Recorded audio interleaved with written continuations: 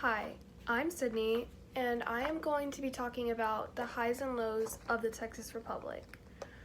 So, to start off with, just an explanation of what the Republic of Texas was. Um, the Republic of Texas existed from March 2nd, 1836 to February 19th, 1846. The citizens of the Republic were known as Texians. The region of Mexicans the region of the Mexican state of Coahuila y Tejas, I'm sorry I butchered that, commonly referred to as Mexican Texas, declared its independence from Mexico during the Texas Revolution in 1836. The Texas War of Independence ended on April 21st, 1836, but Mexico refused to recognize the independence of the Republic of Texas, and conflicts between Mexico and Texas continued into the 1840s. The United States recognized the Republic of Texas in March 1837, but did not want to annex the territory, and I'll go more into detail about why it was like that as I go on. So, here are some of the highs. There were obviously more lows, but there were some highs. There was some good stuff that was going on over there. So, for one, it had its own government. So, it had a constitution that resembled the United States Constitution, and it had presidents. So, the presidents were David G. Burnett, Sam Houston, Maribel B. Lamar, and Anson Jones. They had a solid education system set up. So, Maribel B. Lamar had Texas set aside public lands in each county to build schools. As a result, Lamar was given the title Father of Education in Texas. Also, the University of Mary Hardin Baylor was also created. And so, Texas also had a larger population.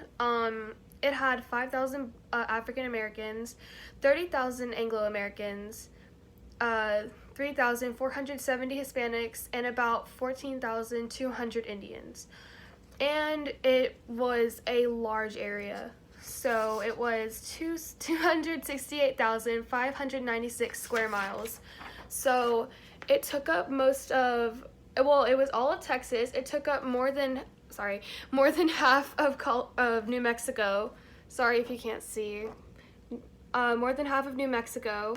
Then it took some land in Colorado, some in Kansas, and the panhandle of Oklahoma. So it was a very large area, which also caused some problems, which I will address.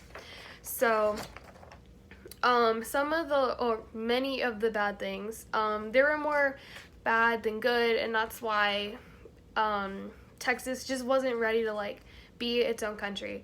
So there was army problems, so the army size was reduced due to funding issues, and the Texas Rangers had to be the first line of defense against attacks.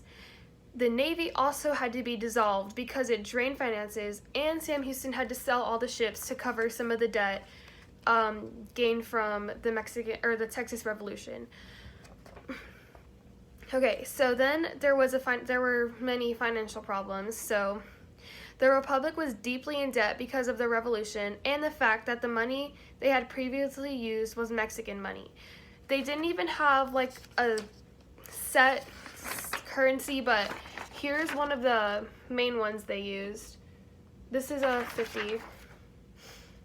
Yeah, it wasn't set, but this was the currency that most people used in there. So then, to help make more money, they placed a tax on imported goods, property, business, land title fees, just taxed everything. So then there was also a conflict over the location of the capital. Houston was the original capital, and it was named in honor of Sam Houston.